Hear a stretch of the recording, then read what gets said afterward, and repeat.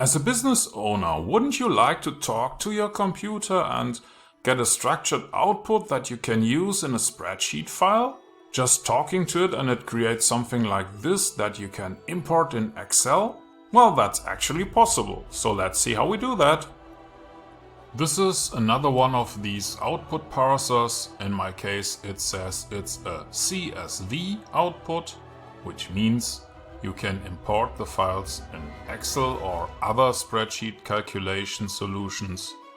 CSV stands for comma separated values, which means that we can use floating text or something else, and we will get a structured output that we can use in spreadsheet calculations. So let's see how this will look like. My task is to create a table with the number and the names of weekdays. Monday is the first day, Tuesday is the second day, Wednesday is the third day, and so on. So let's see what the output will look like. And it looks like this. Everything is sorted nicely. Now let's change that.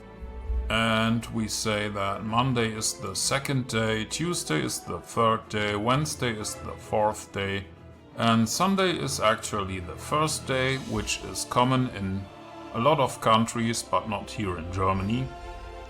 So let's send it to the AI flow and see what happens. And now you can see it nicely sorted our list. And Sunday is now the first day, Monday is the second day.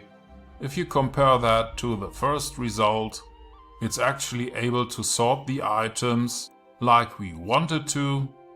So you should be able to actually use unsorted lists, paste them into a model like this one, and get a nicely sorted output that you can import into your spreadsheet calculation software.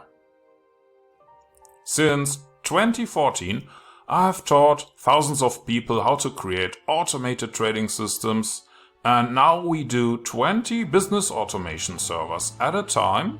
We will pay for the first month, we will do the setup and the programming, and if you want one, just click on the link below.